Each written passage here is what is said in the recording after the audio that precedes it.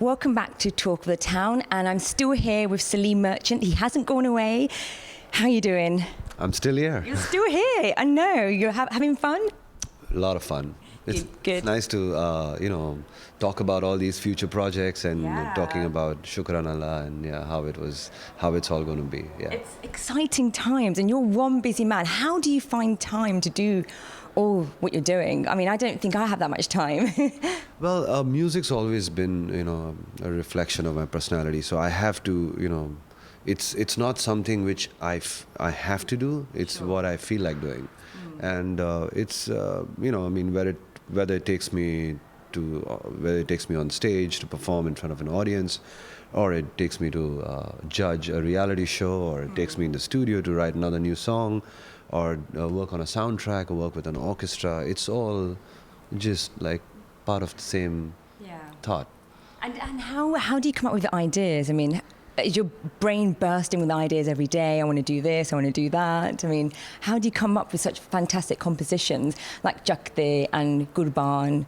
And well, I must say it's the movies that push me to, so, like Chakte India was a brilliant story. It has so many layers, not just about Team India. It's about a Muslim man feeling for the national flag and for the Indian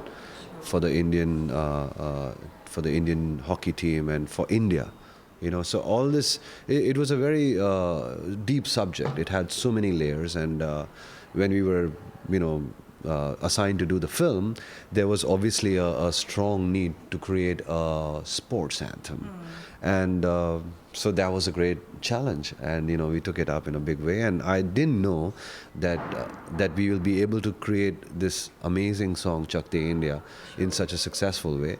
And like the way people took it up, and they enjoyed this song, especially after India won the T20 World Cup.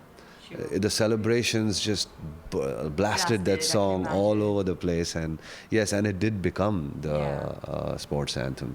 So and then creating a song like Maula Mere Lele Meri Jaan, which is a song about the tricolor flag, the national flag. And so you always get pushed into a direction with a story, with a script, with an emotion where you have to do a certain thing.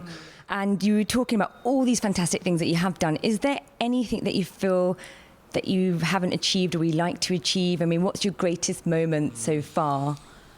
There are lots of big moments. I don't think there is anything I feel that I haven't achieved, because like that, I mean, you can say, oh, I'd love to win an Oscar, or I'd love to do this, or I'd love to work on a Hollywood film. And I feel there's time and place for everything.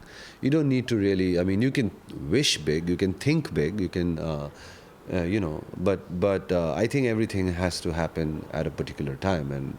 But I'm really thankful to all of you, for us to give us so much love, and to give us so much appreciation. We've not expected, honestly, this kind of love for all the films we've done, for all the songs we've recorded, for all the scores we've done. We've got a lot of appreciation and a lot of love, and I'm really thankful. Well, and we're very grateful for you making that music for us. Is there anything that, besides films, with your own albums, that you've done non-sort of film stuff? I have collaborated with artists like Karsh Kale, and I have worked on different projects with different other artists. I've done albums with a couple of albums with Ustad Zakir Hussain, and I mean, I'm open to doing collaborations with everybody and anybody. And I think there is in India we really have a film industry. We don't have a music industry, but that is changing very fast. I mean, we've always had a film industry, and we still have a film industry, and the music industry is hardly recognized, noticeable. It's not around. but slowly and surely the music industry is making a lot of noise, and it's asking for its own independence and creating artists and creating buzz for people to have and create independent music, which is basically non-film music, and make a lot of noise with that. So I'm very happy and I'm supportive. I also want to be a big part of it, so I'm trying to do a bit of both. There are artists who I know are doing really well and have a very different expression. They don't want to be bound by any film and stuff. So if there's in any capacity, if they need me and Sulaiman to work with them, produce stuff, we're always there. Yeah. Now, you mentioned Indian Idol many times throughout this conversation. You're a judge. Tell us about it. This is completely different. How does it feel being a judge on such a huge program in India? Well, it's honestly, it's a very, very challenging job, but it's very satisfying at the same time. We have so many singers, we have so many different states, so many different small towns and cities which we travel to and listen to some incredible talent, and my heart goes out to them. Because, in today's time and age where people are actually, DJing and moving to electronic music and, finding all sorts of ways of expression and shortcuts in terms of, picking up the laptop or the DJ. Yeah.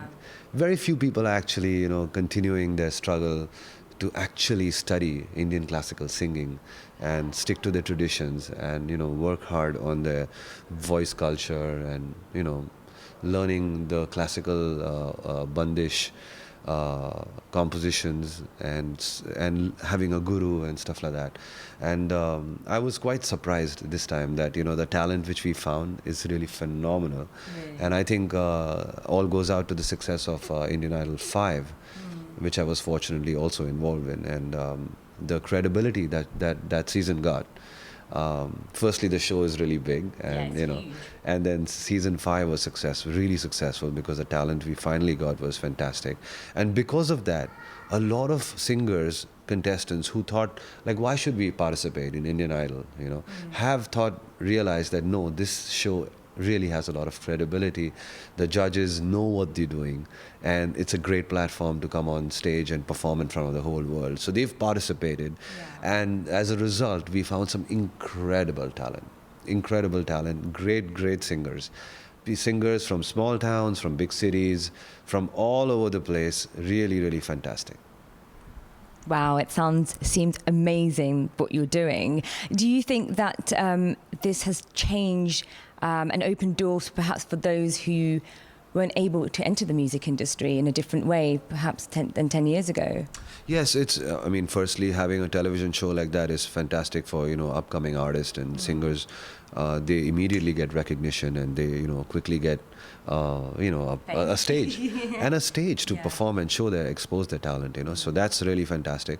And also the fact that, the industry opens its arms out to people, new talent. Sure. And that's really a big thing, because some of the singers have something really special, and there are a couple of songs where you feel like, oh, let's try a new voice, and then you know that there's a singer who's singing right now in this reality show, and it's good to pick him up and pick her up or whatever.